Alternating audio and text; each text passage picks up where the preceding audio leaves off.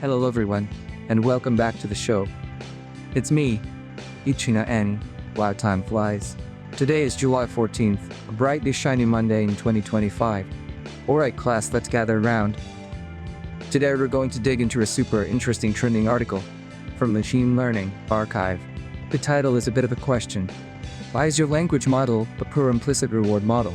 And if you want to look it up later.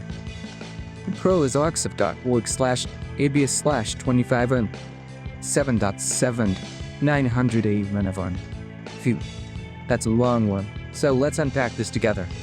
Imagine you have two AI students. Let's call them Alex and Ben. They're almost identical twins. They learn from the same teacher and they study the same books. But for some reason, when it's time for a test, Alex almost always does better. Especially on questions that are a little different from what they studied. This paper is trying to solve the exact puzzle.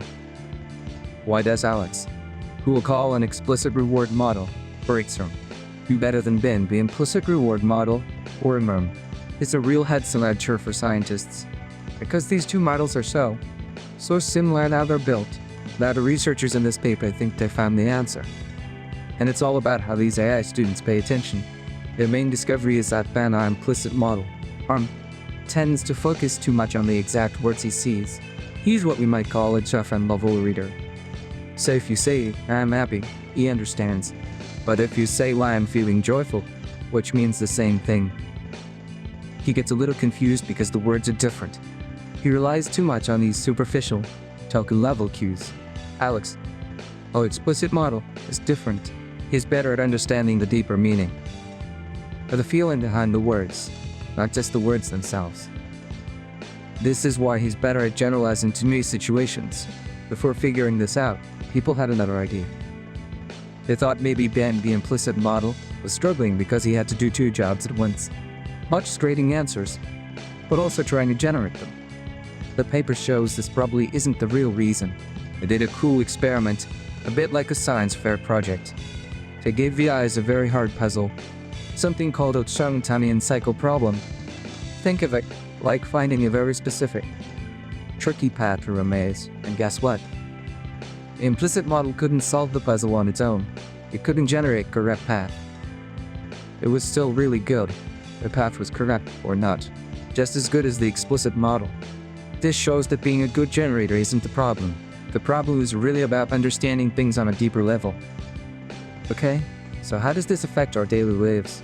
This might sound very technical, but it has some really big and exciting applications. Let's think of 3 examples. First, our friendly chatbots and personal assistants, like the ones on our phones or smart speakers. We want them to give us helpful, safe, and smart answers, right? These reward models are like the teachers that help them learn. Using a better teacher, like the explicit reward model, means the AI can understand what we actually mean.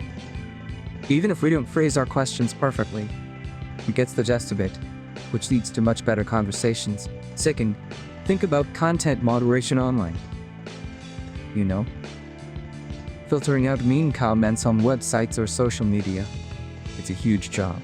An AI that uses an explicit reward model would be much better at this. It can understand the true, negative meaning of a sentence, even if someone tries to hide it using clever, unusual words. The implicit model might miss these tricky cases, because it's just looking for specific bad words. And for a third example, let's talk about AI assistants that help people write computer code. This is super helpful for programmers. The coder wants the AI to understand the goal of their program, not just the little details. An explicit reward model, by focusing on the big picture, could suggest more creative, effective code, or wouldn't get stuck on the specific variable names or syntax used, and could help build better software. So in the end, this paper teaches us a very important lesson. Even a seemingly tiny choice in how we design an AI can have a huge impact on how well it learns and generalizes. The explicit reward model, the ICRM, is more robust because it learns the underlying concepts. The implicit reward model, the IMRM, is more brittle because it memorizes superficial details.